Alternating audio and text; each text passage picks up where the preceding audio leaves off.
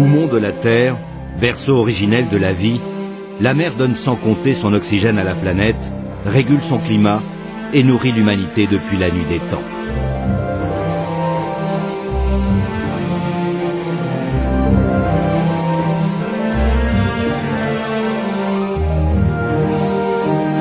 « 71% de la surface du globe sont recouverts par les mers et les océans.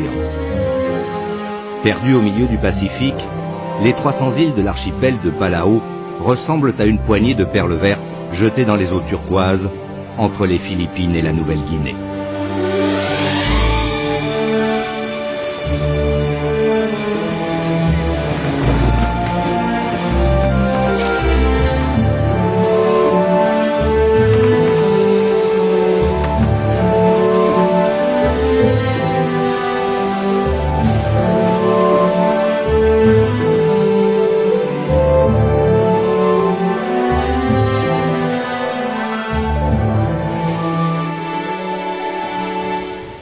Sentiment de naviguer dans ces eaux-là parce que on a à la fois l'impression évidemment d'être très éloigné de tout, il faut dire que géographiquement on est quand même particulièrement loin, et puis simultanément on a ce sentiment d'être très proche de l'essentiel. Peut-être que parce que si le plus grand des océans qui est le Pacifique avait un cœur, probablement on n'en serait pas très éloigné, et si l'ensemble des océans avait une âme, on peut imaginer que la résidence de cette âme soit quelque part sous les eaux de Palau.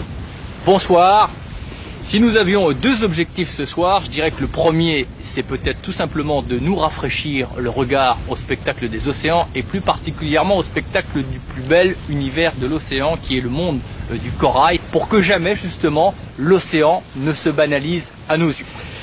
En même temps que de nous rafraîchir le regard, nous rafraîchir également la mémoire vis-à-vis de l'océan qui, au crépuscule du XXe siècle, partout se dégrade, tant peut-être il est victime de son immensité, car on lui accorde des vertus de régénération qu'il n'a pas, ou plutôt qu'il n'a plus. Avec Anne Collet, qui est biologiste et qui dirige le centre de recherche des mammifères marins à La Rochelle, avec John qui nous a prêté ce bateau pour naviguer à Palau, avec Ron qui est lui aussi biologiste, avec Lance qui va diriger nos plongées. Pendant que nous allons naviguer ici, d'autres équipes d'Ushuaïa Nature vont sillonner le Pacifique. La première de ces équipes est au large des Philippines avec Franck Gaudio qui est archéologue sous-marin, et ensemble nous irons explorer l'épave d'une jonque chinoise qui prouvera encore que non seulement l'océan est notre mémoire, mais qu'il est aussi parfois la mémoire involontaire de quelques accidents de l'histoire, notamment lorsqu'il y a un naufrage. Une deuxième équipe sera sur la côte ouest de l'Australie où justement le corail se reproduit, et c'est le début d'une chaîne alimentaire dont les premiers curieusement à en profiter sont les plus grands des poissons des océans, les fameux requins-baleines. Autre équipe avec Éric Charrier, l'homme-poisson, cet apnéiste qui nous montre combien il peut être difficile et éprouvant de retrouver nos conditions aquatiques. Enfin, la dernière équipe sera, elle, dans l'archipel des Salomon, qui cette fois-ci n'est plus en Micronésie mais en Mélanésie, où vous verrez que le mode de vie des habitants des Salomon est un mode de vie unique en soi. Notamment, ils construisent des îles en récifs de corail, des îles artificielles, tout simplement pour agrandir leur territoire. Voilà, nous on va jeter l'ancre et donc commencer à les rendre visite aux meilleurs ambassadeurs de la République du corail, c'est-à-dire tous les petits poissons qui profitent de cet univers.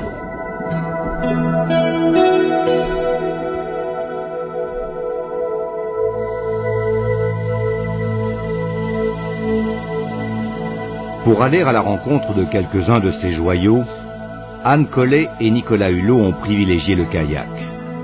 Maniable, léger et silencieux, il permet de se faufiler entre les rochers calcaires comme autant de grosses corbeilles de jungle délicatement posées sur l'eau. Palau n'avait sans doute guère d'intérêt pour les marins espagnols qui l'ont découvert au XVIe siècle. Aussi l'ont-ils vite oublié. Et si le souffle de l'enfer est passé sur ce petit paradis pendant la Seconde Guerre mondiale, il n'a heureusement pas laissé trop d'empreintes indélébiles sur une faune et une flore incomparables. Aujourd'hui, l'archipel, devenu indépendant depuis 1994, s'enorgueillit d'être la première et unique république du corail et d'avoir inscrit dans sa constitution le respect absolu de son environnement.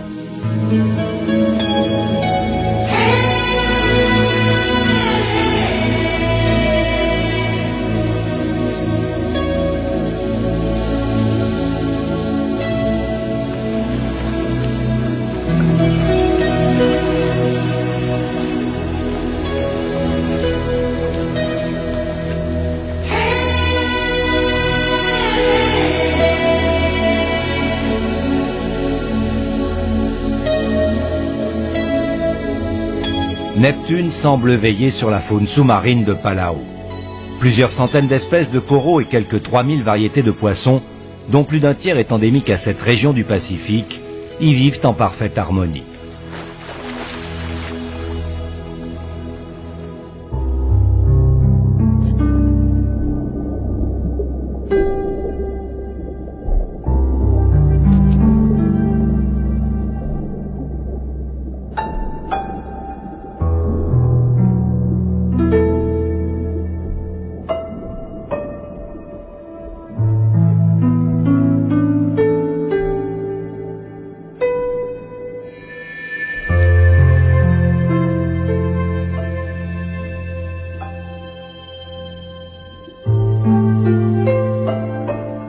Loin de tout, rien n'est venu perturber la vie sous-marine.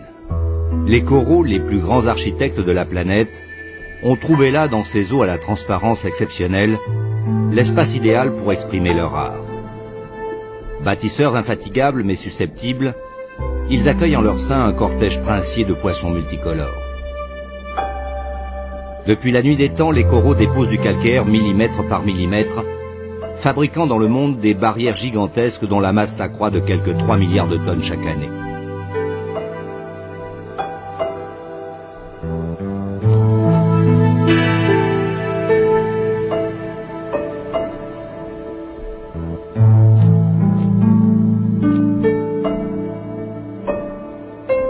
Œuvre de milliards d'animaux minuscules, les récifs coralliens sont les plus importantes structures du globe construites par des organismes vivants. L'écosystème qu'ils représentent est, avec la forêt tropicale, l'un des plus riches du monde. Il est surtout primordial pour l'avenir de notre planète, puisque les micro-organismes et les algues microscopiques qui le composent représentent la plus formidable usine à fabriquer de l'oxygène et à stocker le gaz carbonique. Mais il est peu probable que la croissance des récifs coralliens puisse compenser l'augmentation de CO2 dans l'atmosphère. Car dans bien des régions, le corail dépérit à vue d'œil.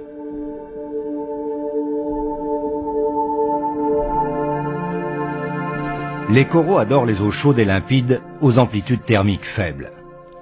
Qu'un courant froid vienne les caresser, que la salinité ou la transparence des eaux diminue, et c'est la mort assurée du corail et de la vie exubérante qui l'héberge.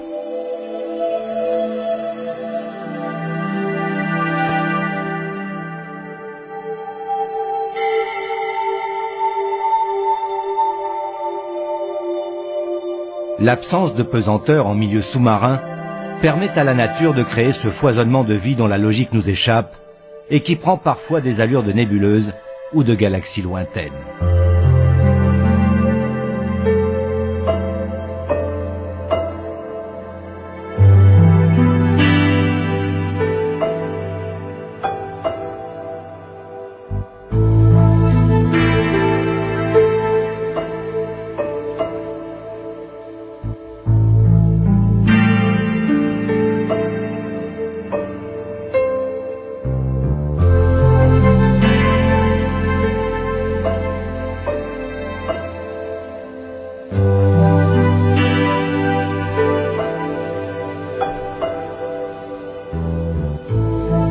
En fait, quand tu regardes bien, on s'aperçoit qu'il y a un mode de vie dans tout l'univers du corail qui est très spécialisé et très développé. C'est-à-dire, au départ, tu as l'impression que tout ça baigne dans une espèce d'indolence et tout le monde se fout de tout le monde et que chacun vit sa vie. Ouais, en fait, c'est extrêmement sophistiqué.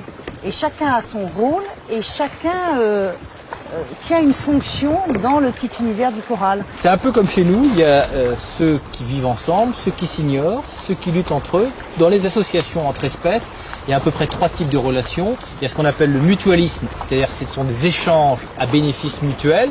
Le commensualisme, c'est échange, mais enfin c'est pas un échange, c'est bénéfice unilatéral, voilà, mais sans préjudice pour l'autre. La troisième association, c'est le parasitisme. C'est-à-dire effectivement, c'est clair, il y en a un qui vit au dépens de l'autre. Au détriment. Au détriment de l'autre, ça lui porte préjudice. On voit l'ensemble des poissons et de tout ce qui vit au fond a développé des stratégies de camouflage, soit pour être un bon prédateur, c'est-à-dire que la proie ne le voit pas, soit au contraire pour se cacher du prédateur. C'est incroyable le nombre de stratégies, et moi je trouve que c'est ça qui est passionnant quand on étudie le corail, quand on étudie la biologie, c'est ça, c'est toutes les stratégies mises au point pour arriver en fin de compte toujours à la même chose, c'est d'une part manger, d'autre part se reproduire, on fait tous pareil.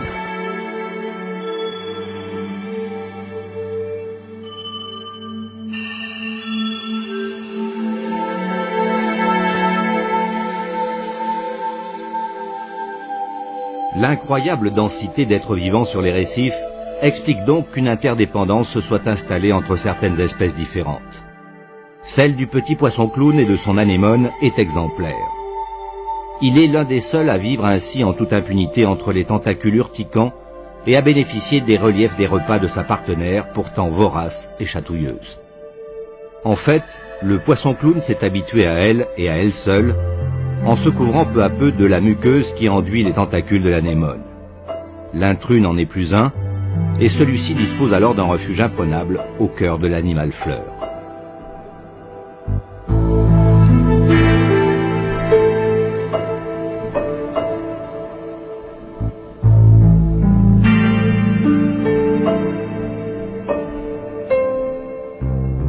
Ce subtil équilibre existant à l'échelle de deux individus vaut pour l'océan tout entier. Organismes et espèces ont su s'adapter pour assurer leur pérennité. C'est le cas des coraux qui se reproduisent tous en même temps. Cet événement unique dans l'année bouleverse la vie sous-marine exactement 3 nuits après la pleine lune de mars.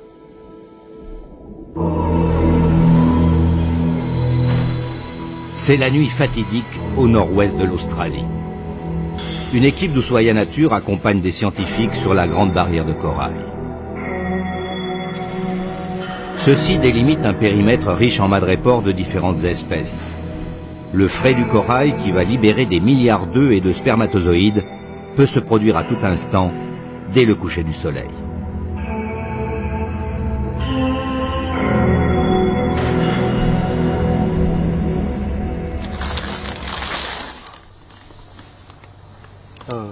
Dans un laboratoire plongé dans l'obscurité, une seconde équipe a isolé et soigneusement dépoussiéré plusieurs coraux pour recueillir les gamètes aussitôt après la ponte. À intervalles réguliers, on contrôle les madrépores d'un rapide coup de torche. Toute lumière parasite pourrait bloquer le processus délicat de la reproduction. Une troisième équipe, dirigée par le cinéaste Dave Annan, s'apprête à enregistrer sur plusieurs caméras macroscopiques les détails de ce moment exceptionnel qui seront analysés plus tard par les chercheurs.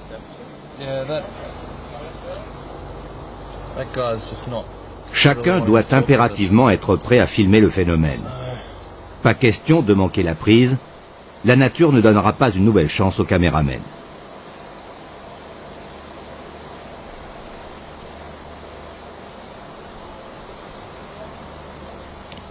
Soudain, le phénomène se déclenche.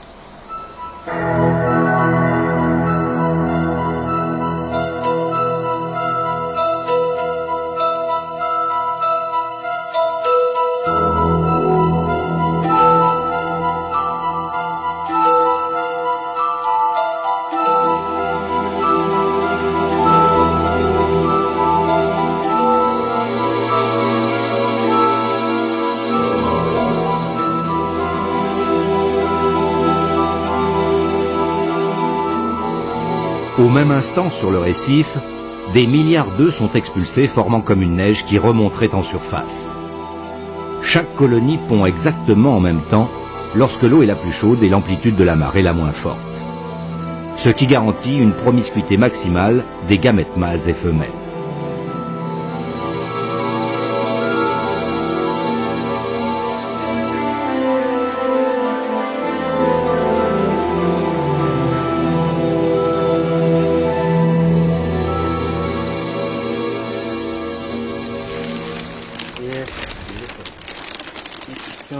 Il existe des centaines d'espèces de coraux dans le monde. La plupart d'entre elles peuplent cette région du Pacifique. Andrew Evard et les scientifiques qui l'accompagnent dans ses recherches étudieront la reproduction d'une vingtaine de spécimens. Il cherche avant tout à comprendre comment les œufs et les spermatozoïdes d'une même espèce parviennent à se reconnaître dans cet incroyable magma.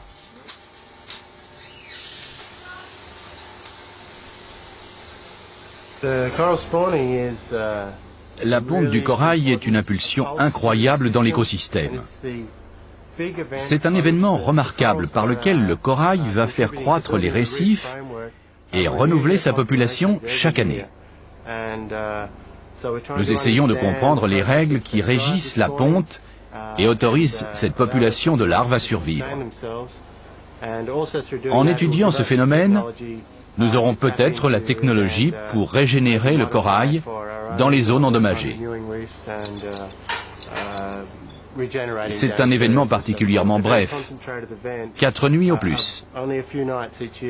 Nous devons donc travailler intensément pour faire nos recherches, sinon nous devons attendre une année de plus pour faire des essais.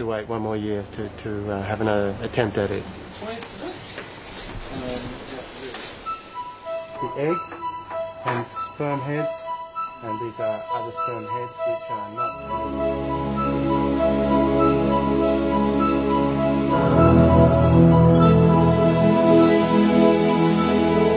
Au-dessus du récif, la ponte continue. Dans quelques minutes, tout sera terminé. De l'énorme masse de gamètes flottant en surface naîtront quantité de larves qui iront dans 4 ou 5 jours se déposer sur le fond et créer de nouvelles colonies de coraux, si les amateurs de zooplancton leur en laissent le temps.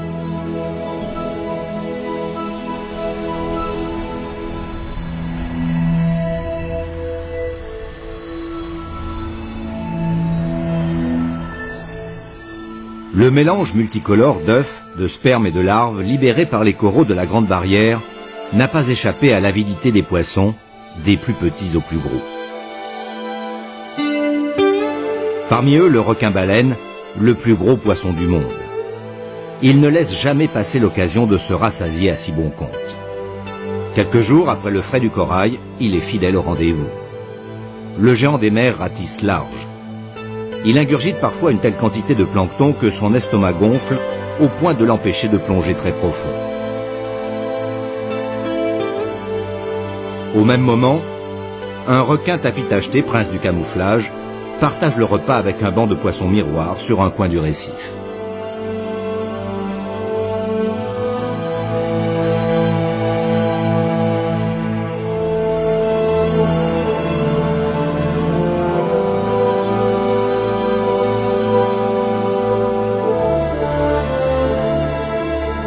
Malgré sa taille pouvant dépasser 15 mètres, ce géant dont la robe fait pâlir d'envie les peintres pointillistes aborigènes est parfaitement inoffensif.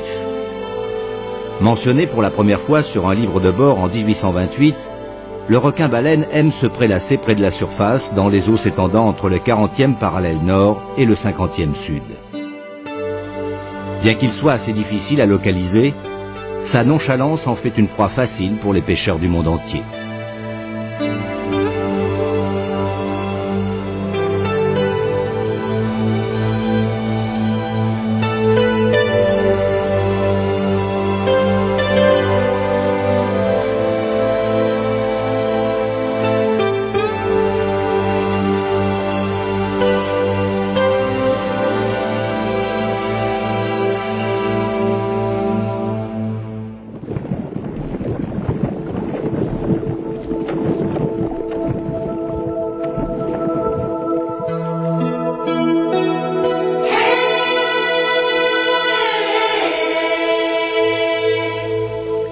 Anne et Nicolas n'ont aucune chance de rencontrer le requin-baleine dans les chenaux des Rock Islands.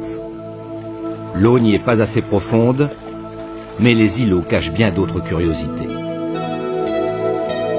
Les rochers calcaires ont subi l'érosion dès leur naissance, et l'océan a déjà envahi le cœur de certaines îles. Sur les roches émergées presque à nu, une végétation luxuriante a tout de même trouvé les substances nécessaires pour se développer.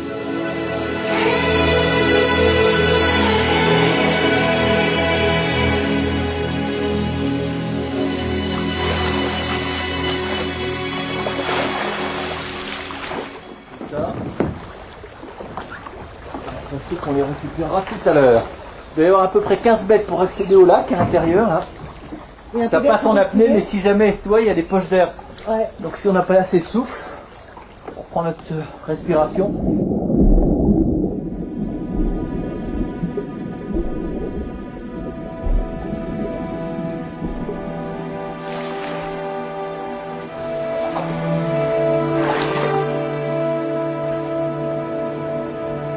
Parmi les 300 îles de Palau, on dénombre une soixantaine de lacs marins nichés dans la jungle. La plupart sont reliés à l'océan par d'étroites galeries immergées servant de refuge ou de cachette aux petits poissons. Dans ce lieu protégé, Anne et Nicolas vont observer une faune et une flore différentes.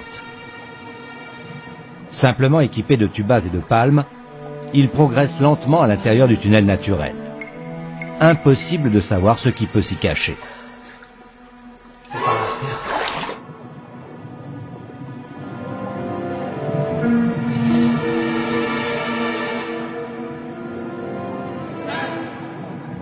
Les requins juvéniles ne sont pas les derniers à venir se mettre à l'abri durant la journée. Ils savent qu'au dehors, les plus gros prédateurs n'en feraient qu'une bouchée. Il y en a un qui rentrait dans la galerie là. Il y en a un qui rentrait dedans. Fais gaffe parce que la route est basse, on va essayer de rentrer dedans tout doucement.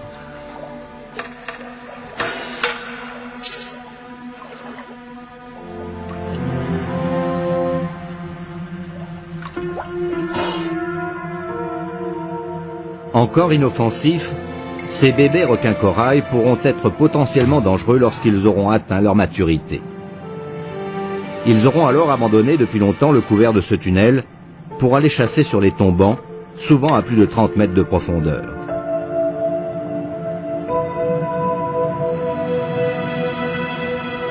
Pour ne pas les effrayer, Anne et Nicolas évitent tout mouvement brusque et palment le plus lentement possible. Des poches d'air chauds et humides, mais judicieusement espacées et placées là par la nature, permettent aux deux nageurs de reprendre tranquillement leur respiration.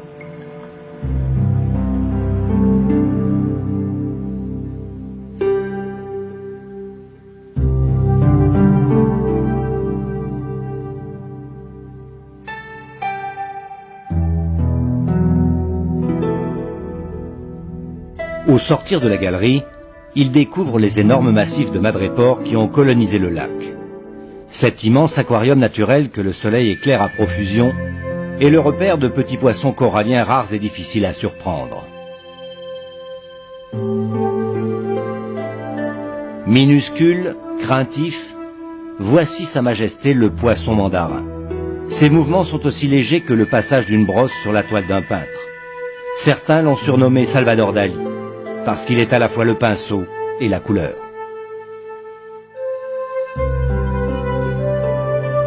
La compétition pour la nourriture et pour l'espace est inévitable.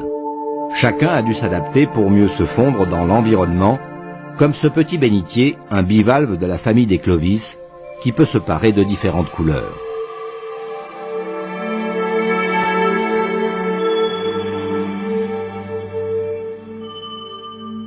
Le corail est totalement vulnérable face à cette étoile de mer couverte de grosses épines venimeuses, répondant au doux nom de coussin de belle-mère. L'acanthaster repère les sujets les plus appétissants, déploie son estomac au-dessus d'eux et les digère grâce à ses puissants sucs gastriques. Là où il passe, le corail trépasse. C'est l'Attila du récif.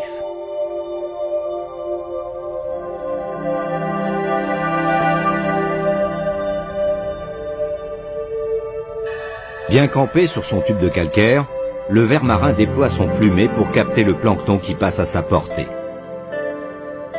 À la moindre alerte, il se repliera en une fraction de seconde.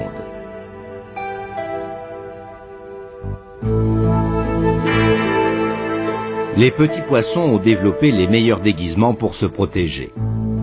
La faune récifale et sa palette de couleurs sont d'une richesse infinie.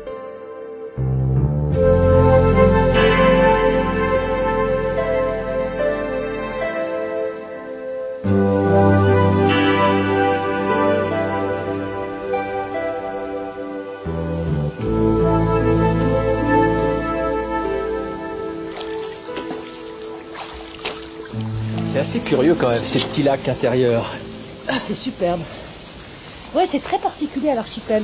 Faut pas oublier qu'au départ, l'archipel, c'était un grand bloc de calcaire, hein, puisque c'est la plaque des Philippines qui s'est soulevée sous la plaque du Pacifique. Et puis c'est l'érosion qui a formé tout ça. Tout Palau est en dégradation, hein. On voit bien. Hein, En fait, Palau disparaît. Ouais.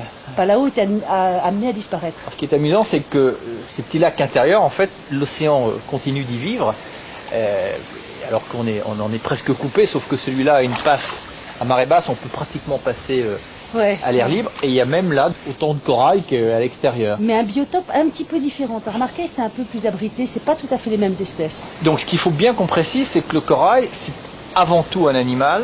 C'est un animal, oui, il faut c'est fait de milliers de petits animaux qu'on appelle des polypes, c'est ça? Les polypes, hein, qui grandissent et qui se multiplient d'abord de façon asexuée, donc ça forme une colonie, et leur squelette est externe. Tu vois, ils filtrent le calcaire, ils arrivent à précipiter le calcaire qu'on trouve dans l'eau, et ça forme ce squelette externe qui forme tous les récits de la planète. Donc c'est un animal qui vit dans une symbiose très étroite avec le monde végétal à travers une algue qui porte en eux, dont il profite, et qui est un animal qui édifie une structure minérale. C'est le plus grand architecte de la planète. Et ça c'est assez dingue, parce qu'effectivement si on tient compte de l'ensemble des coraux des océans du monde entier, des centaines, voire des milliers de kilomètres carrés. Incroyables.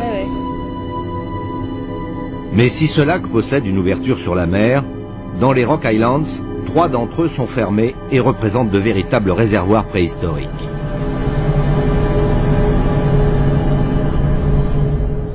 Anne et Nicolas ont délaissé leurs frêles embarcations pour franchir le rideau de jungle et partir à la découverte de l'un de ces lacs, recelant un phénomène unique en son genre.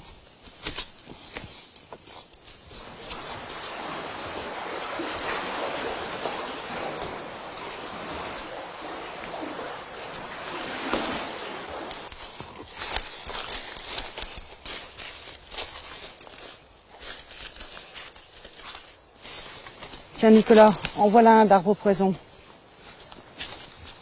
Alors, ça c'est les fameux arbres poison de Palau. Ouais, une espèce endémique. Donc ça vraiment faut pas le toucher, ça brûle terriblement. Hein. Et alors ce qui est curieux, c'est que c'est une espèce endémique qu'on ne trouve que sur cette île. Ça brûle que les mammifères, les oiseaux, les lézards, les insectes apparemment sont pas atteints. Et de même quand il pleut, il faut faire attention parce que tu as l'eau qui dégouline sur les feuilles. Et si tu prends des gouttes, ça te brûle les yeux, ça te brûle la peau partout.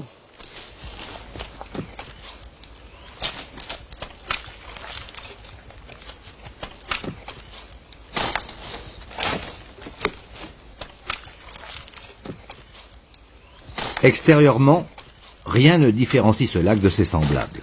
Et pourtant...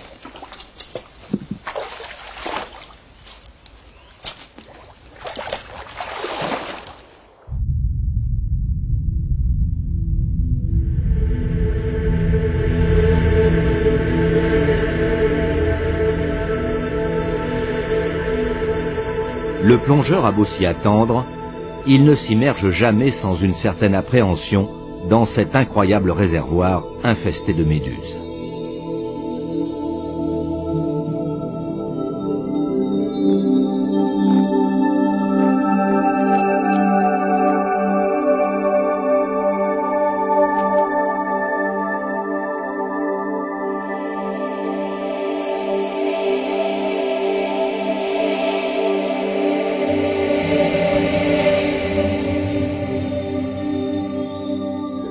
Elles sont partout. Il n'y a pas un mètre cube d'eau du lac qui ne soit colonisé par des dizaines de colenterrés. La couleur presque fluorescente de l'eau, les aiguilles de soleil transperçant la surface, l'incroyable densité de cette soupe aux méduses, tout concourt à rendre cette plongée fantastique.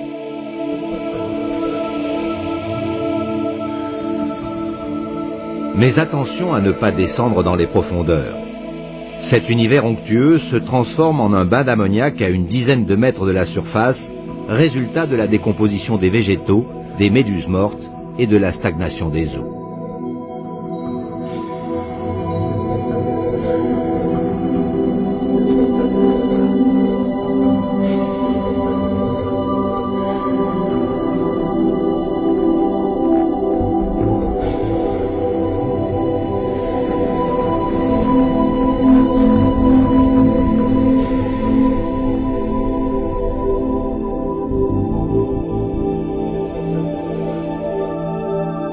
Anne et Nicolas n'ont pas chaussé de palmes pour ne détruire aucun de ces spécimens. Les méduses, composées à 95% d'eau, sont extrêmement fragiles et donc difficiles à saisir et à conserver par les scientifiques. C'est cette forte teneur en eau qui leur assure une faible densité et leur permet de flotter plus aisément.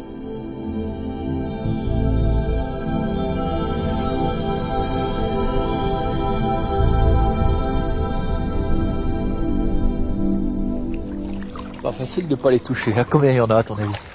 Oh, je crois qu'il y en a 1,5 million, 1,6 million. Dans ce lac? Dans ce lac à Palau, oui. Incroyable. C'est inouï. Hein. T'as vu, c'est marrant parce que elles tournent toutes dans le sens contraire des aiguilles d'une montre. Bah ça, c'est la spécificité de ces méduses-là.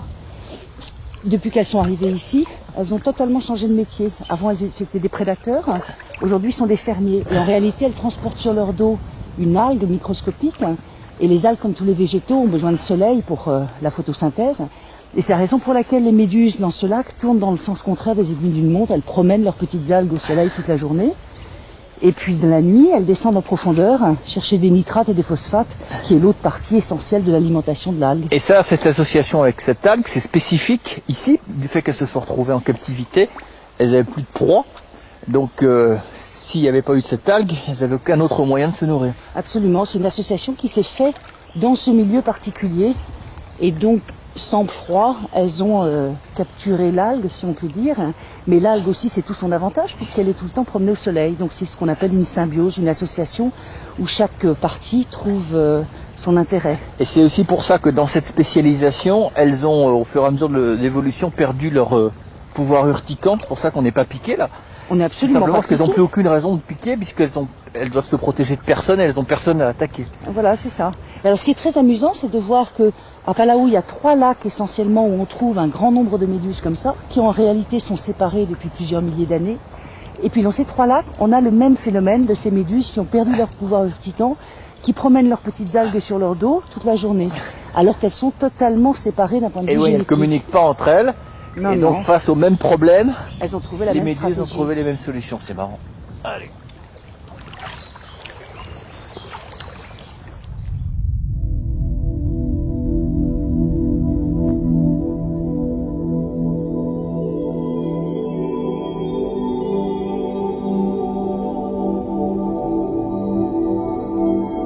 Étrange cet archipel où la sève des arbres est hautement corrosive et où les méduses ont la peau douce. Mais il n'est pas le seul à cultiver les apparences trompeuses. Une équipe d'Ushuaïa Nature s'est rendue aux îles Salomon, situées à quelques centaines de kilomètres de là.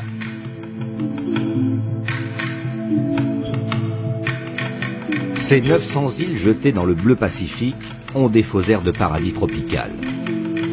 Sous le couvert de la forêt dense, ce n'est que moiteur étouffante et nuages de moustiques.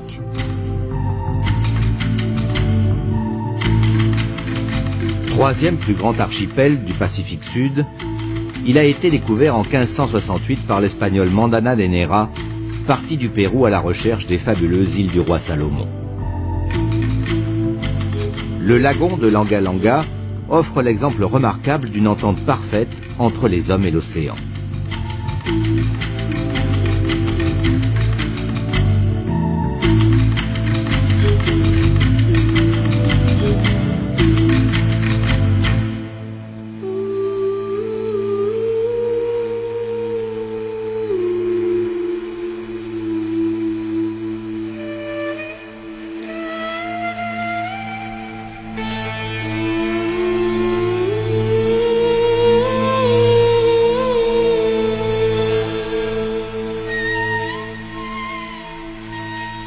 Dès la fin du XVIe siècle, à Malaïta, pour échapper aux tribus guerrières retranchées dans les montagnes et à la malaria particulièrement virulente sur les côtes, les populations du littoral ont bâti des îles artificielles sur les hauts fonds découverts à marée basse.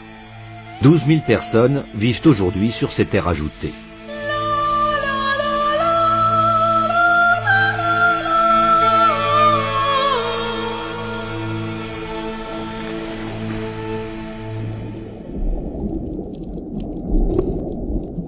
Deux ans de travail sont nécessaires pour construire une île de petite dimension avec l'unique matériau dont disposent ces pêcheurs bâtisseurs opiniâtres, du corail mort arrachés au lagon. Entassés dans une pirogue, les blocs vont servir à constituer de solides fondations. Les espaces entre les morceaux de calcaire seront ensuite comblés avec du sable et du corail pilé. Enfin, une couche de terre rapportée de la côte permettra l'enracinement de quelques arbres pour offrir un peu d'ombre aux maisons construites sur pilotis. La superficie des îles n'est jamais définitive. Agrandie au fil des décennies pour héberger les générations successives, certaines d'entre elles dépassent le kilomètre carré. L'eau douce est la grande absente de ces îles artificielles. Heureusement, les pluies sont abondantes. Pour le reste, les communautés s'en remettent à la nature. Fruits et légumes cultivés sur la terre ferme et, bien sûr, les produits de la pêche.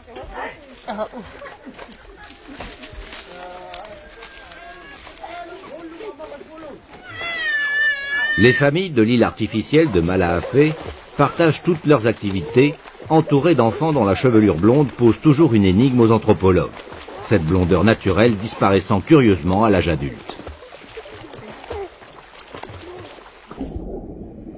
La mer généreuse pourvoit à l'essentiel des besoins en protéines. N'ayant aucun moyen de conserver les poissons, les pêcheurs prélèvent uniquement ce qui leur est nécessaire. Avant les derniers rayons du soleil, un pêcheur vérifie son topé, un piège à poissons posé sur le fond, constitué par un vaste entonnoir de branches de cocotier, fermé par une nasse.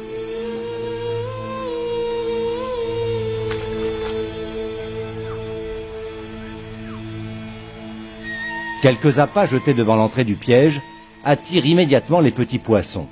Une pichenette sur l'eau pour les effrayer, et ils se ruent au fond de la nasse, simple et efficace.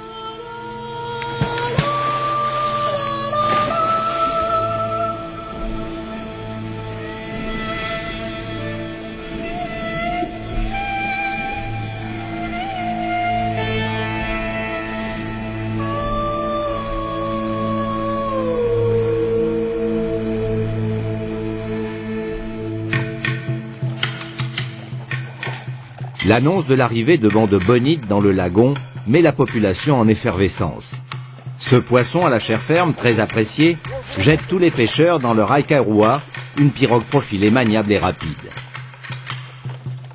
Là encore, la technique de pêche est rudimentaire, mais elle a fait ses preuves.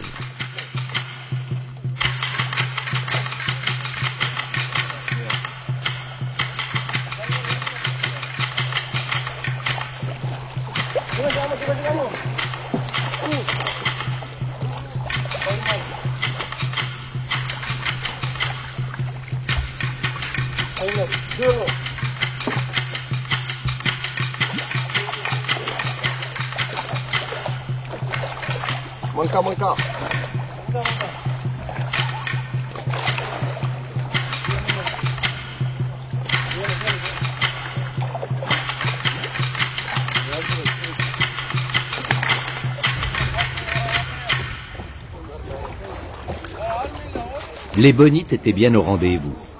De la soixantaine d'îles artificielles alentour, les pêcheurs affluent pour approvisionner le grand marché d'Aoki.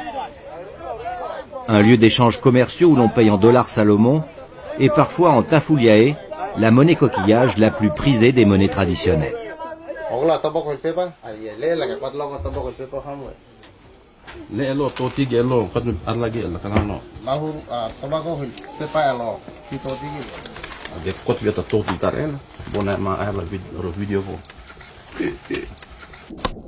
La fabrication des tafuliae est un travail de longue haleine. Elle commence par la pêche des coquillages du lagon. Huîtres sauvages, conques, petits bénitiers, spondylus, cônes et porcelaines sont soigneusement sélectionnés en fonction de la qualité et de la couleur de leur nacre. La teinte des coquilles détermine leur valeur. Le rose, le rouge et le brun sont les plus recherchés, et dans une moindre mesure le blanc et le noir. La taille, le calibrage et le perçage incombent aux femmes.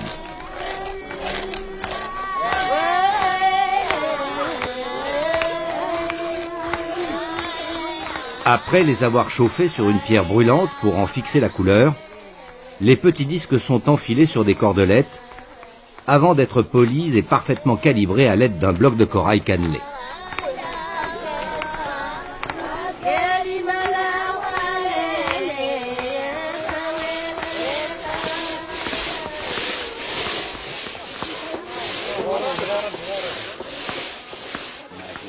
Assemblés par rang de 10 pour former de longues bandes, ils font alors la richesse de leurs propriétaires, soit environ 1000 francs par collier. C'est le jour du mariage. Le prétendant et ses proches parents ont embarqué dans leurs plus belles pirogues et revêtu leurs plus beaux atours. La famille du jeune homme du village de Raadé a dû confectionner 10 tafouliae, le prix à payer pour obtenir la main de la future épouse. Nima, Olo, Fiu, Walu, Sikwa, Tanavul. Les fiançailles sont très solennelles. Les parents louent les mérites de leur fils en langue kwarae. Pendant ce temps, la fiancée se prépare à l'abri des regards pour être présentée à sa future belle famille. Walu, Sikwa, Tanavul. Rual Talne Batal Geli. Instant décisif. La jeune fille, une noix de coco dans les mains, symbole de la virginité, avance sur des nattes, entourée de ses demoiselles d'honneur, ses pieds ne devant pas entrer en contact avec le sol. Le mariage peut désormais être célébré.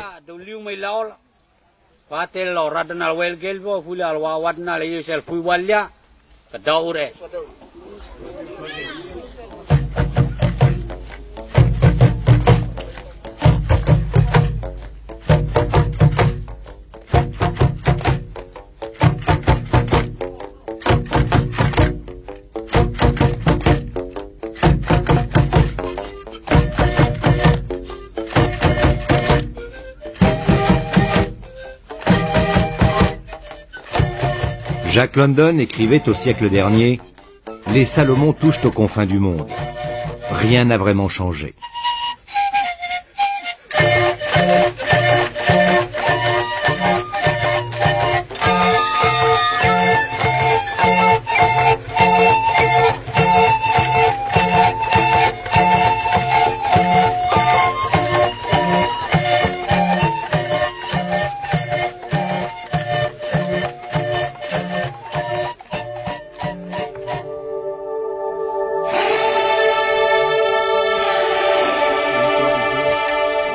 Comme celle qui baigne les îles Salomon, la douceur de vivre qu'a su préserver Palau a depuis longtemps séduit le biologiste américain Ron Ledish. Ses connaissances parfaites de l'archipel en font un guide précieux pour l'équipe d'Ushuaïa Nature.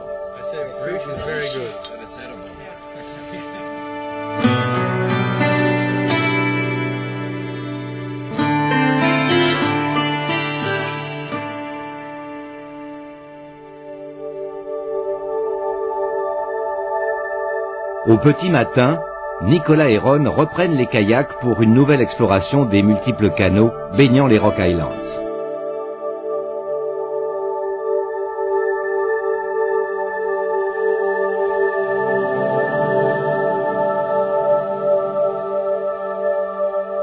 Dans ce dédale aquatique aux couleurs de paradis, il est facile de se perdre. C'est sans compter sur l'aide d'un drôle de poisson pilote.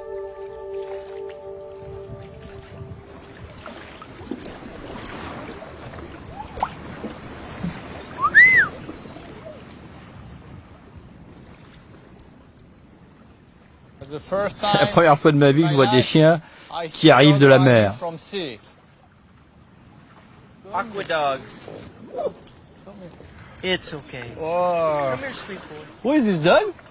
Qui est ce chien? C'est le chien de la plage aux deux chiens. Il vit ici.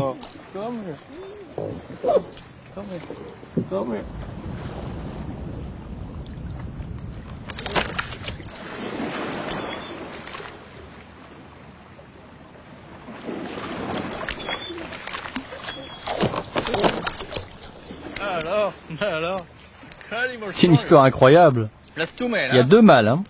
Oui, deux garçons. Tu viens d'où? C'est quoi ta vie ici? Regarde cet animal comme il est bien musclé. C'est incroyable. Il nage toute la journée. Oh, voilà son frère. Raconte-moi l'histoire de ces deux chiens. Quelqu'un a abandonné ces deux chiens sur la plage il y a plus de 5 ans. Et depuis, ils ont appris à pêcher et à chasser tout seuls. C'est un spectacle étonnant que de voir ces deux chiens attraper des poissons dans l'eau. Ils plongent? Ils essaient de pêcher en eau peu profonde, entre 50 cm et 1 mètre de profondeur. Ils gardent la tête au-dessus de l'eau et regardent en bas. Et tout à coup, ils plongent et attrapent un poisson.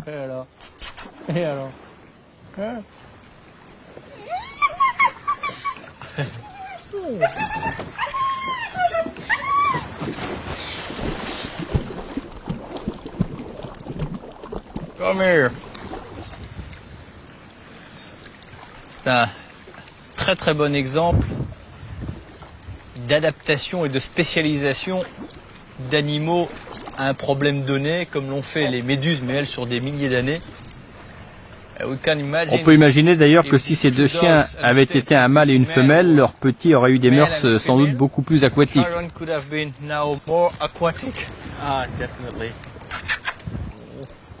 Et au bout de quelques générations, ils auraient sans doute eu des pattes palmées.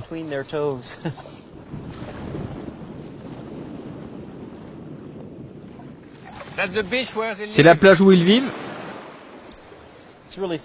C'est amusant de voir des touristes arriver sur la plage et avoir pitié de ces chiens. Ils disent « Oh, ils sont abandonnés, les pauvres !» Alors qu'en fait, ces chiens vivent dans un véritable paradis. Ils sont en pleine forme, complètement adaptés au milieu marin.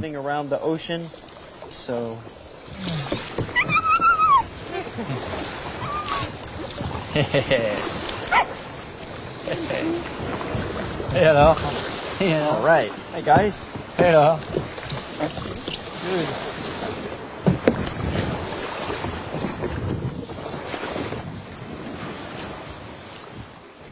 Good. Woo. Nice beach to live here. Oh, beautiful place. Nicolas, if you swim a short distance, Nicolas, en retournant au bateau et en plongeant juste en dessous, tu vas pouvoir observer un des plus beaux tombants de Palau. Il y a plein de barracudas, de requins. Et plus loin, tu vas découvrir une épave datant de la Deuxième Guerre mondiale. Ok, toi pendant ce temps, tu vas voir les mangroves avec Anne? C'est ça, je vais lui montrer les plus belles mangroves de Palau. Bon, on va quitter les deux chiens.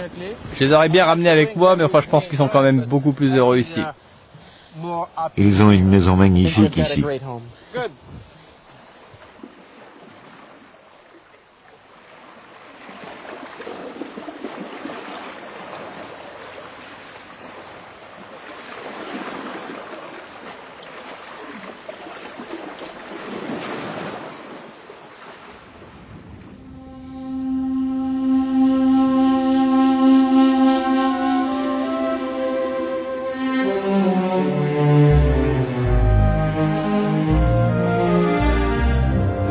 Vue du ciel, la végétation des îles de Palau semble parfaitement uniforme. La mangrove bordant les îles est le baromètre de la qualité des eaux marines. Avec son enchevêtrement inextricable de racines mi-aériennes, mi-immergées, elle abrite une faune considérable et sert de nurserie pour quantité d'espèces animales. Ron, qui connaît parfaitement la mangrove, entraîne Anne à la découverte de ce milieu particulièrement riche mais fragile.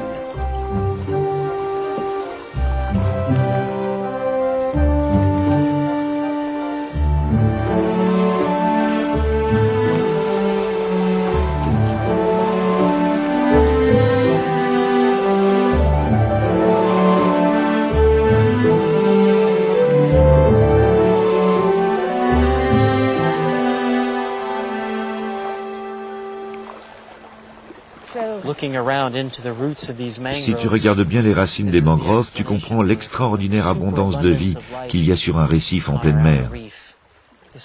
Cet endroit sert de nurserie pour les gros poissons de haute mer. C'est très étonnant de voir les nouvelles racines qui poussent. C'est fantastique. Elles vont remplacer les vieilles racines pourrissantes sous l'effet de l'action corrosive de l'eau de mer.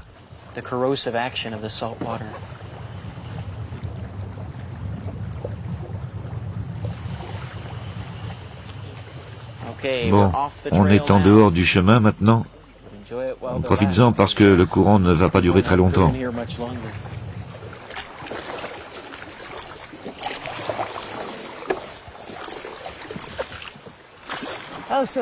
Alors, là voilà l'espèce endémique. Voilà celui que je voulais te montrer.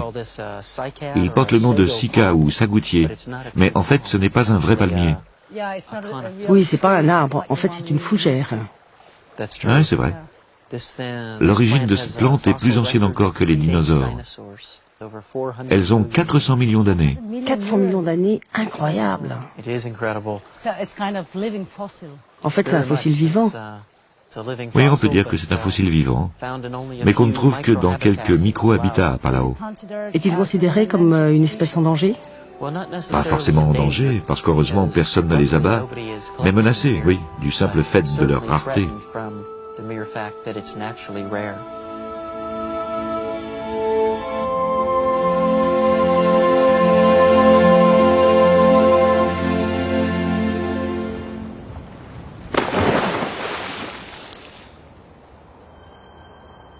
Nicolas part visiter le Tomban, le versant de la barrière de corail exposé au grand large, là où se rencontrent petites espèces du récif et grands poissons vivant en haute mer. Pour leurrer leurs prédateurs, ces dorades tropicales ont opté pour un camouflage collectif. Elles s'agglutinent en un banc donnant l'illusion de loin d'un gros poisson en maraude. Et le subterfuge est efficace, en principe.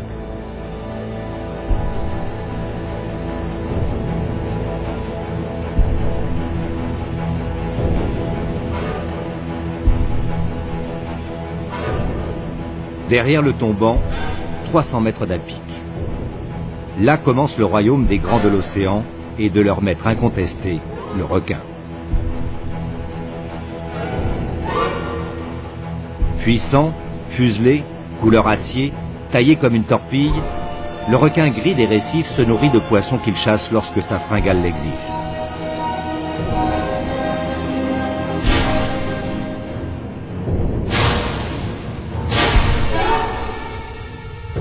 Nicolas, dos au Tomban, va profiter du spectacle de ces poissons toujours impressionnants.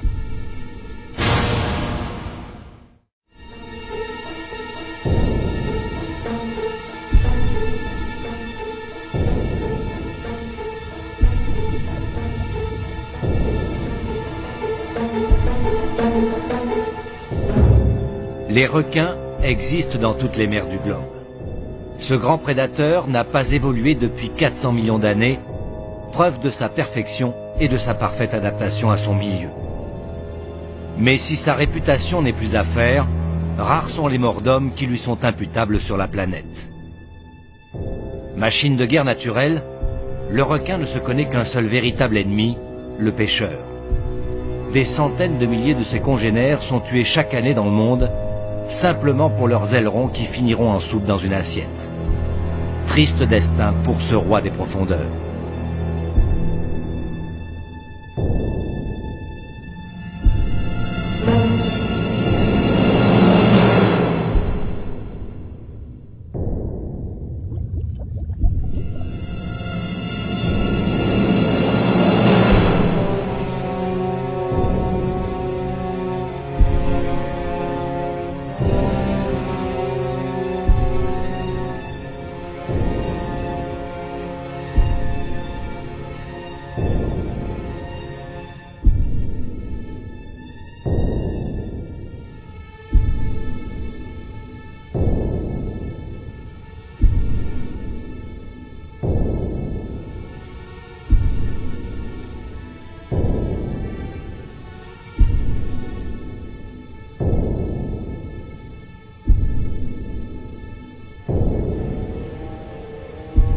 Dans la lutte pour la vie, les barracudas ne sont pas les plus tendres.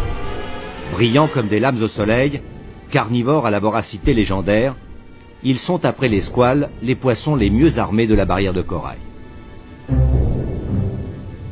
Jeunes, ils se déplacent en banc. Malheur à ceux qui se trouvent dans les parages quand vient l'heure du repas. Vieux, le grand barracuda peut atteindre 2 mètres. Il chassera alors en solitaire.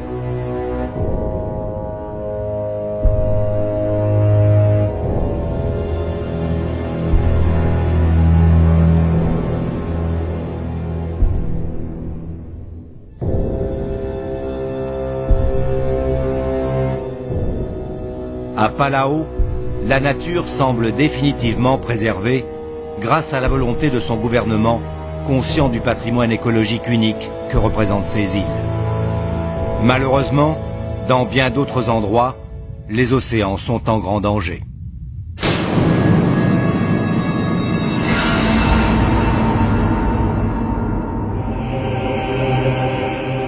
Principal moteur du cycle du carbone, composant essentiel de la vie, l'océan a des problèmes.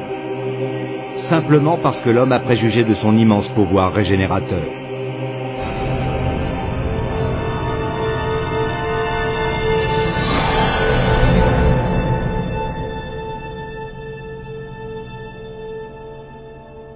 Ratissage méthodique des grands fonds, course au gigantisme des unités de pêche dont les filets géants de plus de 100 km de long piègent sans aucun discernement tout ce qu'ils rencontrent, massacre des jeunes espèces, partout la mer est vidée de ses occupants. En 30 ans, la production annuelle de la pêche dans le monde est passée de 45 à près de 100 millions de tonnes. Un tiers de ces prises, sans valeur commerciale, est rejeté et pourri ventre en l'air à la surface de l'eau. Aujourd'hui, nombre d'espèces sont en voie d'extinction.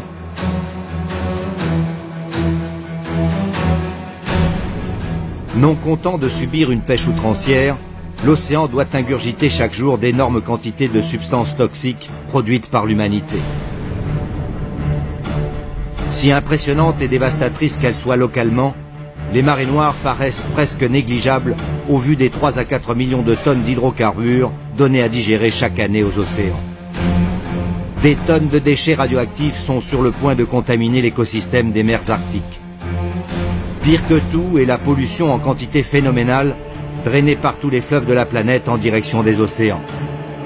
Eaux usées jusqu'à la moelle, déchets ménagers, agricoles et industriels, métaux lourds, phosphates, nitrates, cyanure, tout est évacué directement dans la mer qui lentement étouffe et s'asphyxie.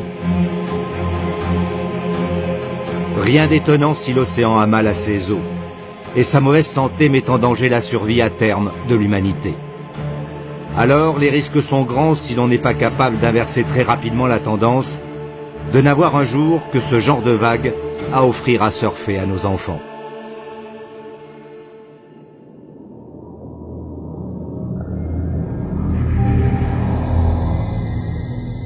Palau, la paisible république du corail, a elle aussi connu l'enfer. Nicolas va le constater en plongeant dans le lagon qui recèle de nombreuses épaves de la guerre du Pacifique. C'est quelques silhouettes concrétionnées qui longent le fond de cette région du Pacifique, qui viennent témoigner que dans des endroits aussi paradisiaques, malheureusement, là aussi, les hommes se sont affrontés dans des conditions épouvantables, car la Micronésie a été aussi le théâtre le plus spectaculaire et le plus sanglant de la guerre du Pacifique.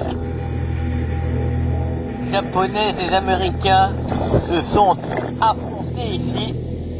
Les îles et les fonds marins emportent encore des témoignages comme ces nombreuses épaves de bâtiments de guerre ou d'avions de guerre. Après un sérieux revers à Truk Lagoon au début de 1944, les Japonais déplacent leur flotte à Palau. Rapidement repéré par les Américains, l'US Navy lance le 3 mars 1944 une vague de bombardiers sur l'archipel. 2 jours après le raid, 47 navires japonais reposent par le fond.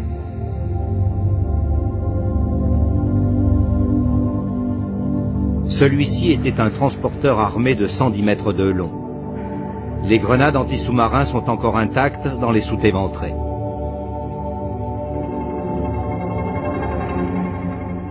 Casques, masques à gaz, moteurs d'avion de rechange, ferrailles rongées, épaves disloquées, ces vestiges, témoins de la violence des combats qui ont eu lieu ici il y a plus d'un demi-siècle, sont désormais le refuge de nombreux poissons et coraux. Le poisson-lion, une rascasse, paraît de ses plus beaux apparats. Encore un des plus étonnants représentants de ce monde du corail. Ces épines sont excessivement venimeuses. C'est sa plus efficace manière de se protéger des prédateurs. Il ne viendrait d'ailleurs à l'idée de personne de venir s'y frotter, car la décharge qui s'en suivrait est excessivement efficace.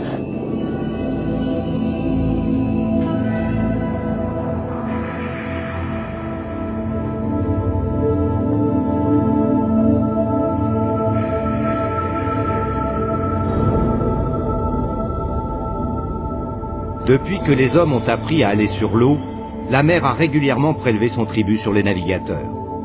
Victimes de guerre, de piratage, d'erreurs de navigation ou de tempêtes, d'innombrables épaves reposent au fond des océans. La chance ou l'opiniâtreté de découvreurs fait remonter parfois leurs fantômes à la surface, comme ici aux Philippines. L'équipe d'Ushuaïa Nature a suivi un Français, Franck Gaudiot, ancien financier international, qui a délaissé son métier au milieu des années 80 pour se consacrer à ses deux passions, l'histoire et l'archéologie sous-marine. Alors qu'il patrouille en mer de Chine sur son catamaran, Franck Gaudiot est alerté par le musée de Manille qu'une épave a été découverte par des pêcheurs philippins au large de l'île de Palawan.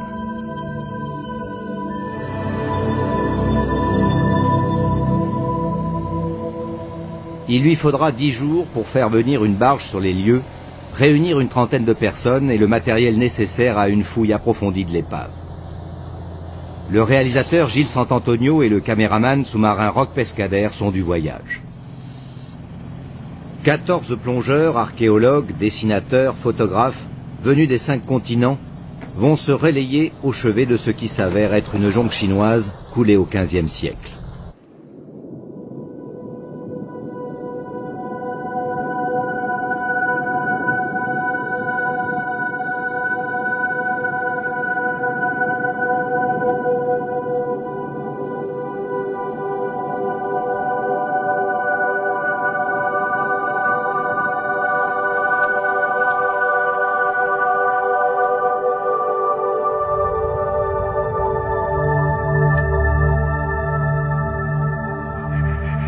L'épave repose par 50 mètres de fond.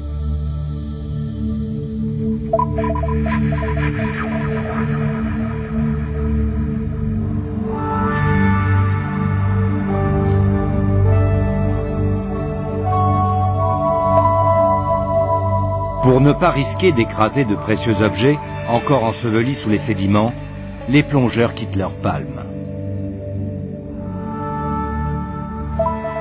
Sur le sable, la jonque disloquée laisse apparaître une partie de sa cargaison, un véritable trésor.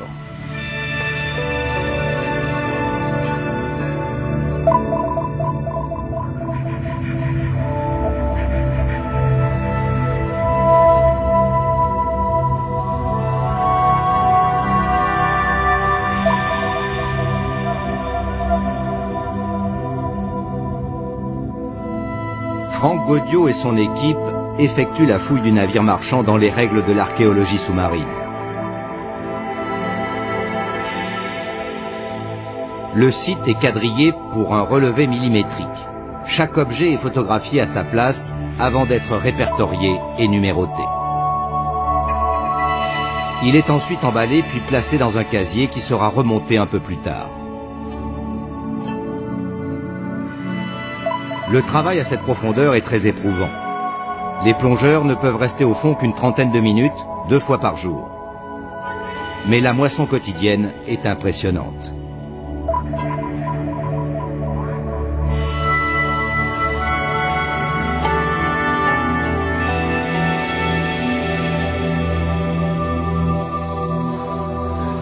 On va monter sur la terre là ? Oui. J'ai un beau petit truc là. Ah ouais. 19E. 19E, 30 cm de sable. Tous les débris, si petits soient-ils, trouvés dans le périmètre du bateau naufragé, sont remontés sur la barge. Les spécialistes du musée de Manille tenteront plus tard de reconstituer les puzzles.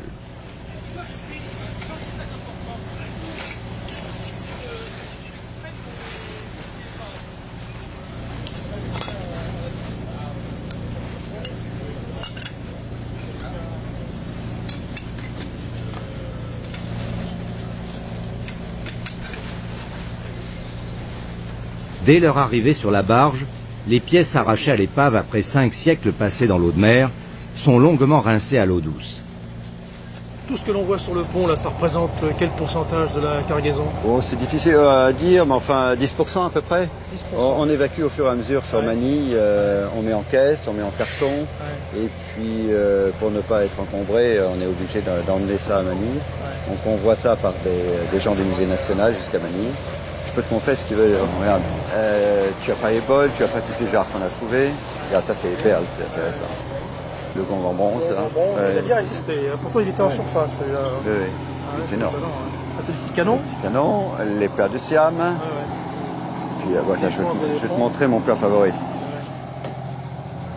Ça, c'est une pièce. C'est ce qu'on appelle le plat, les plats vers 1500. Il y en a très peu connus au monde, peut-être une dizaine, une quinzaine. C'est des pièces énormes. Hein. C'est un des plus beaux plats qui existent de cette époque. Ça c'est magnifique. Ah, oui. C'est des céladons de Hong Kong, de Chine. Très belle chose.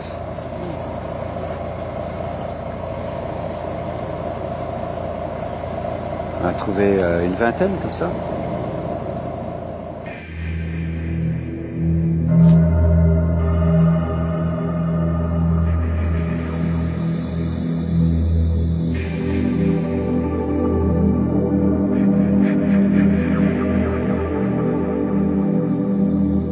Le travail de fourmi des plongeurs se poursuit.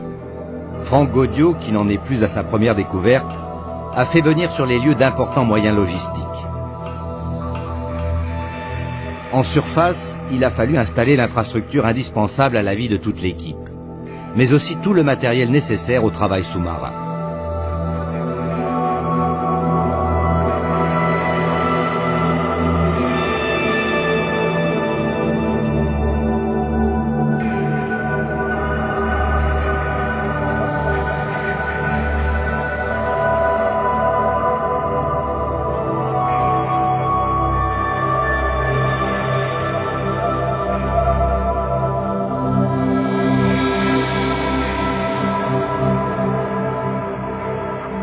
Des pompes électriques immergées permettent de faire fonctionner des suceuses.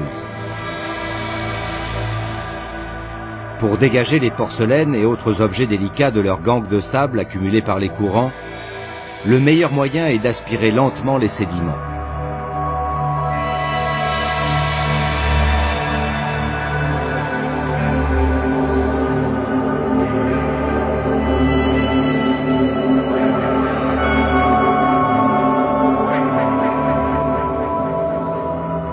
Attention à ne pas avaler un morceau du trésor, sous peine d'avoir à le rechercher sur la décharge située loin de l'épave, pour ne pas troubler l'eau de la zone de recherche.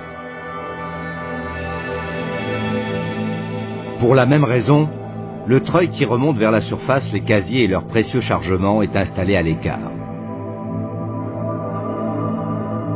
Une contrainte supplémentaire pour les plongeurs qui doivent effectuer une balade aux allures lunaires. Mais le temps presse. Dans quelques jours, la mousson arrive. Avec elle, les pluies et les tempêtes. Comme celle qui a peut-être causé ce naufrage. Une supposition, car les Chinois à l'époque, contrairement à l'Europe, n'archivaient pas les mouvements de leurs jonques. Impossible donc de retrouver le nom de celle-ci.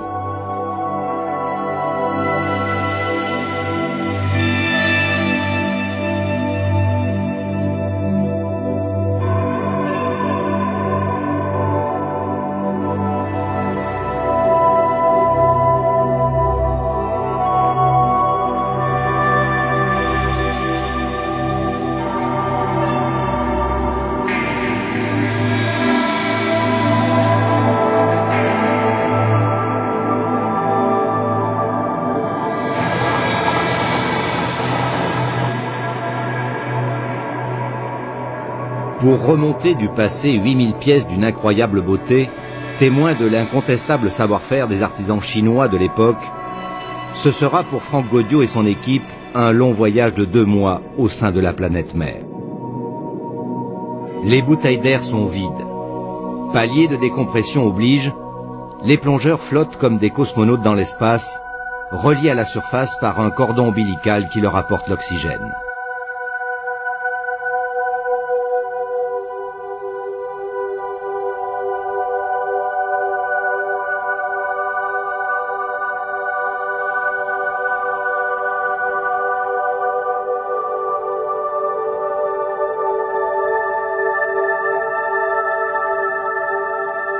Des heures de patience et de rêve, frôlées parfois par des créatures translucides que l'on croirait venues d'un autre univers.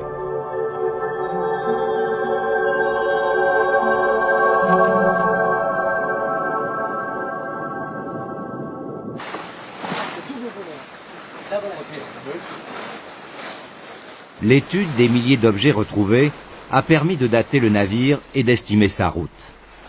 La jonque a quitté la Chine, chargée de porcelaine fine, de gongs, de lingots de fer, de perles, destinée au riche sultanat du sud des Philippines. Elle est fantastique. Elle a longé les côtes du Siam et de l'Annam, où elle a dû embarquer de l'ivoire et d'autres porcelaines. Pourquoi se trouvait-elle aussi loin de sa route supposée? Mystère.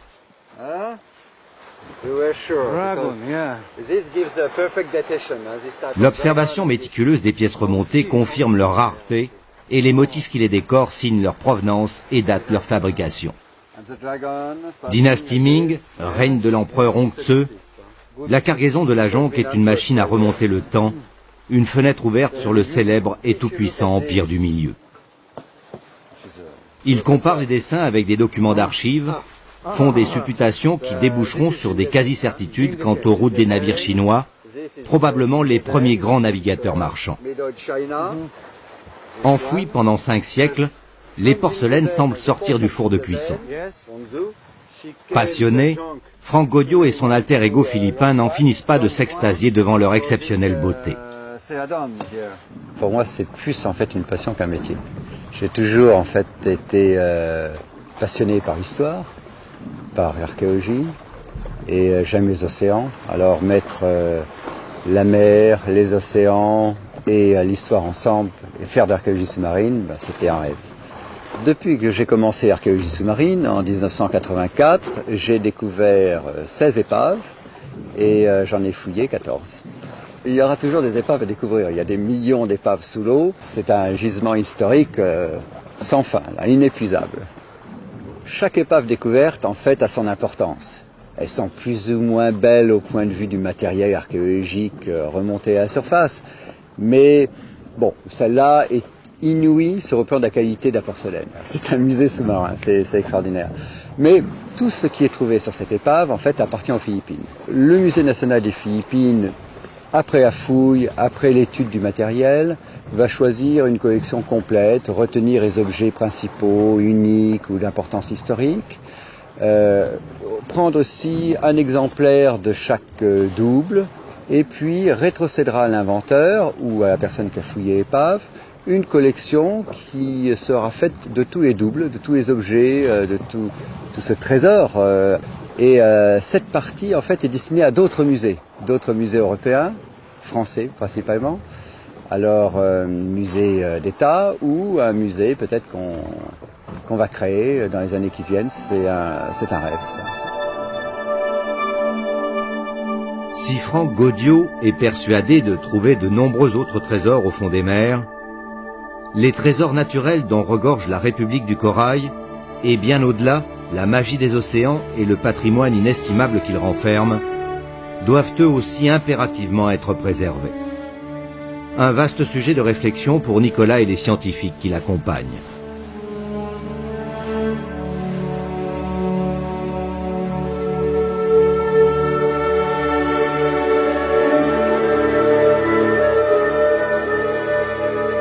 C'est assez étonnant parce que quand on a fait toutes les plongées qu'on vient de faire, on se rend compte que en fait, le corail c'est quand même très élaboré, qu'il y a une succession comme ça de mécanismes interactifs, donc c'est quand même sophistiqué, et en même temps on sent une vraie vulnérabilité. Mais c'est ça qui est important de comprendre. Un récif de corail, c'est un petit peu comme une ville au milieu d'un désert. Tu vois, l'océan, il n'y a pas grand-chose en fait ce qui se passe. Et sur ce récif de corail, brusquement, on trouve 700 espèces de coraux, c'est extraordinaire. 1500 au moins espèces de poissons, peut-être plus. Toute la vie qui se concentre. Voilà, toute la vie se concentre et chacun a une fonction, chacun a un métier. Mais comme on l'a vu, tous ces animaux en fait sont interactifs entre eux. Et comme s'ils sont tous super bien adaptés dans leur rôle, en même temps, ils ont perdu leur adaptabilité. En fait, ils sont en général incapables d'évoluer si jamais il y a une altération du milieu ou un changement dans le milieu.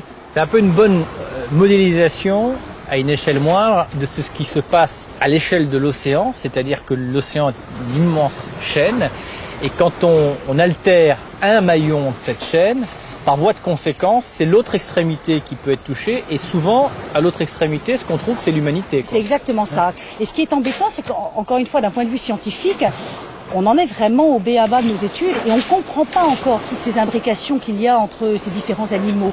Si on remplace la diversité par l'uniformité, ça veut dire qu'on court à notre paire. Voilà. C'est absolument impossible, le système ne peut pas fonctionner. Mais nous-mêmes, l'homme, encore une fois, on ne peut pas fonctionner sans tout le reste de la chaîne qui, a priori, nous indiffère et qui, en réalité, nous est essentiel. C'est une prétention de croire que l'on survivrait après la disparition de l'ensemble des autres espèces, doublé d'une ignorance. Totalement impossible. Et il y a une très jolie phrase d'un poète anglais qui conclut très très bien ça, qui dit « Qui cueille une fleur dérange une étoile ».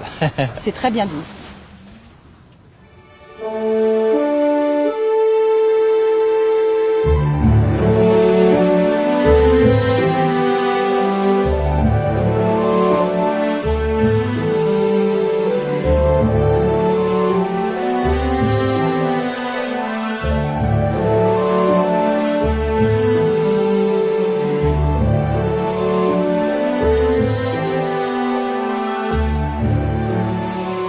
Nicolas, équipé de bouteilles, plonge dans une passe à une quinzaine de mètres de profondeur pour aller à la rencontre du diable des mers.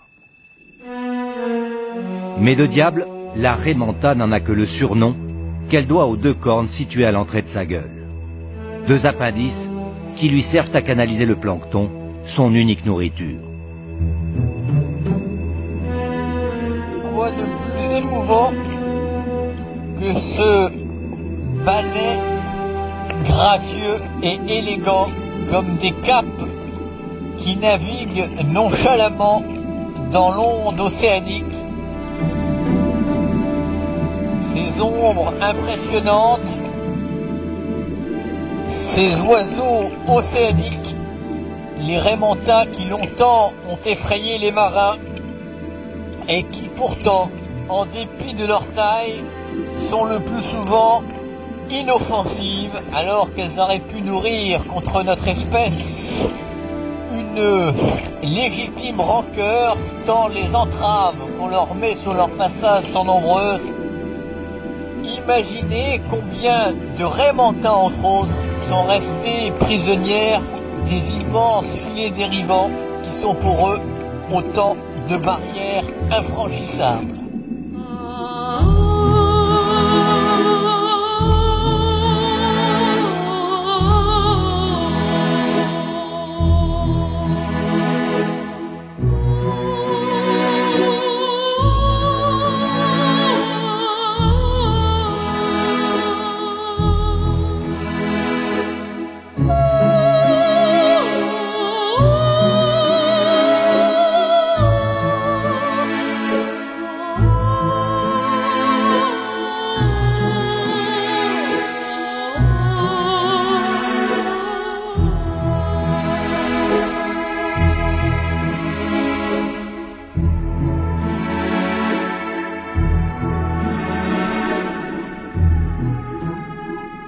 Les Raymantas appartiennent au même ordre que les requins. Elles sont une famille distincte, plus récente, car si les requins sont apparus il y a 400 millions d'années, les raies, qui sont une évolution des requins, cartilagineuses comme les requins, mais plus aplaties au fil de l'évolution, elles ne sont apparues qu'il y a 200 millions d'années. Elles font partie de ces rencontres souvent souhaitées, souvent rêvées, rarement réalisées, dans la vision de ces ailes qui ondulent dans l'océan est un des plus beaux spectacles auxquels il soit donné d'assister.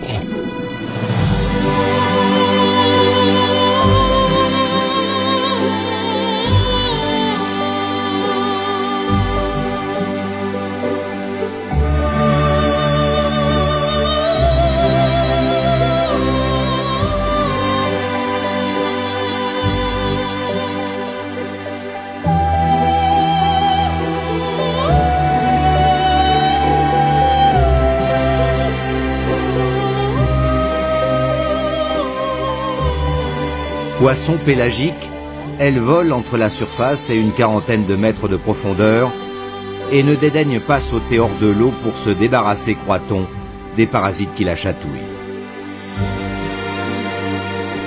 Pouvant peser 2 tonnes et mesurer 7 mètres d'envergure, l'arémanta est inoffensive, curieuse, joueuse parfois, majestueuse toujours. L'homme, dit-on, est venu de l'océan, mais il a tout oublié. Certains rêvent d'y retourner, d'y être aussi à l'aise que les mammifères restés marins.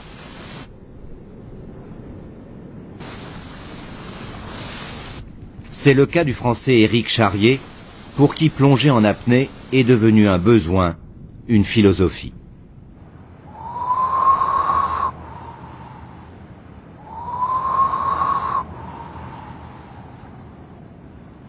On ne peut impunément prétendre singer les poissons. La nature ne l'entend pas ainsi. Alors Éric Charrier la force, la provoque. Il pousse l'animal qui est en lui et reste 7 minutes immobile sous l'eau sans prendre la moindre goulée d'air. Exactement le temps que va durer le portrait de cet apnéiste, considéré comme un phénomène par le corps médical.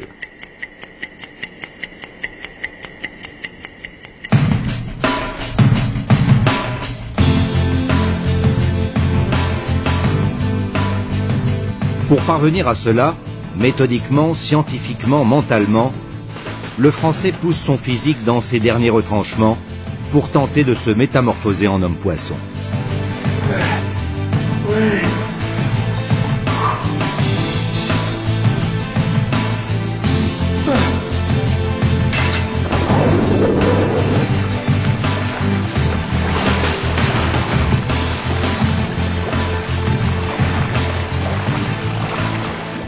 Eric, il a commencé à pêcher avec nous. Puis un jour, on était sur le fond de 20-25 mètres. Et les filets sont restés accrochés. C'était des filets neufs. Alors, pour éviter de les déchirer, il a dit je vais descendre. Il a mis son masque, il est descendu et il a décroché les filets. Mais il est resté un bon moment sous l'eau et il m'a filé la trouille. Puis un jour, à la visite médicale des gens de mer, le docteur a trouvé qu'il n'était pas normal, quoi. Qu'il avait une capacité d'apnée. Et puis c'est parti de là. Hein. C'est un poisson. Hein. C'est un poisson.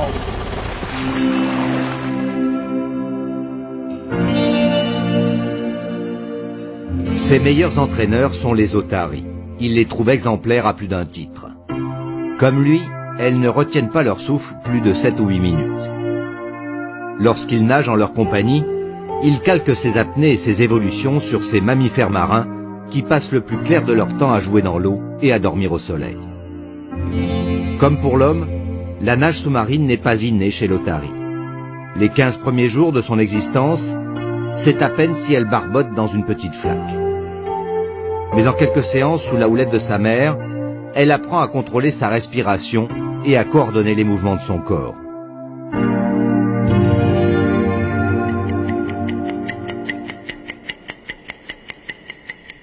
Eric est un personnage à la volonté de faire et aux possibilités hors normes. 8 litres de capacité pulmonaire, un cœur battant à 34 pulsations minutes lorsqu'il se relaxe et à 18 en apnée profonde. Des aptitudes incontestables, mais l'entraînement physique de l'homme-poisson est draconien. Il parcourt quotidiennement 100 km à vélo, effectue 6 km de nage en mer, 4 heures de musculation, 100 mètres sous l'eau et 2 longues séances d'apnée au fond d'une piscine. Voilà, c'est bien, maintenant tu stabilises à ce niveau. Eric effectue une épreuve d'effort dans l'altitude, dans un caisson hypobar, à une altitude simulée de 4000 mètres. On s'aperçoit que pour les mammifères marins, les plongeurs en apnée ou les pilotes de voltige, le problème posé est le même. Il y a une diminution de l'apport en oxygène au cerveau et le système cardiovasculaire s'adapte. Les performances de l'apnéiste français intéressent au plus haut point la médecine aéronautique. Car Eric a développé naturellement la possibilité de canaliser l'afflux sanguin vers les organes vitaux, le cœur et le cerveau, mais aussi une grande résistance à la pression et aux fortes variations de température.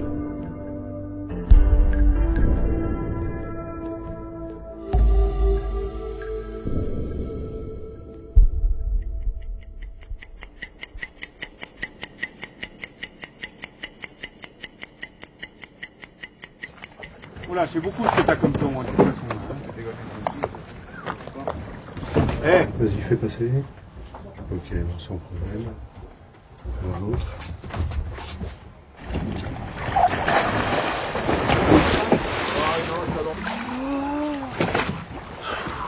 À force d'entraînement physique et de conditionnement mental, Éric Charrier maîtrise de mieux en mieux les réactions physiologiques de son corps.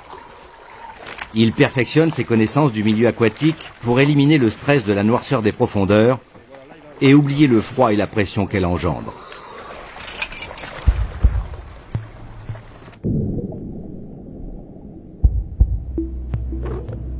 Aujourd'hui, il s'attache à repousser encore plus loin les limites humaines. Son objectif ?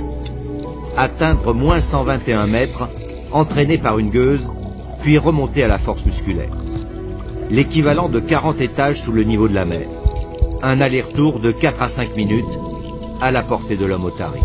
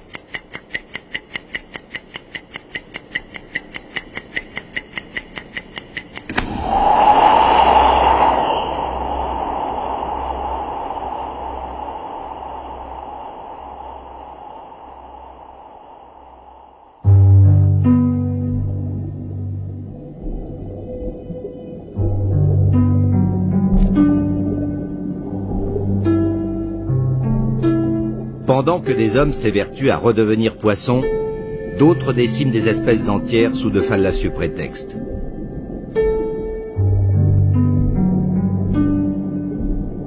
Ce somptueux poisson Napoléon, par exemple, est la cible préférée des pêcheurs de toute l'Asie du Sud-Est.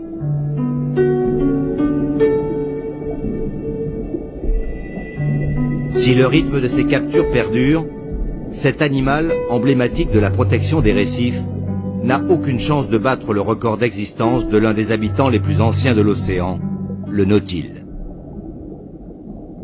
Une des dernières, mais plus exceptionnelles, rencontres avec un des plus illustres représentants de l'océan, le nautile. Grand habitué des profondeurs, est un carnivore au système de propulsion particulièrement développé, notamment dans cette carapace cloisonnée. Il y a un système très évolué de système d'échange gazeux qui, comme dans les sous-marins, par un procédé de ballast que l'on vide ou que l'on remplit, lui permet de s'équilibrer et de monter verticalement. Ce nautile, comme le sait la Cante, aux Comores, un fossile vivant. C'est l'un des derniers représentants d'un groupe animal aujourd'hui totalement disparu qui vivait il y a de cela 350 millions d'années. Il est aussi évolué dans le groupe animal des mollusques, ce céphalopode, que l'homme est évolué dans le groupe des vertébrés.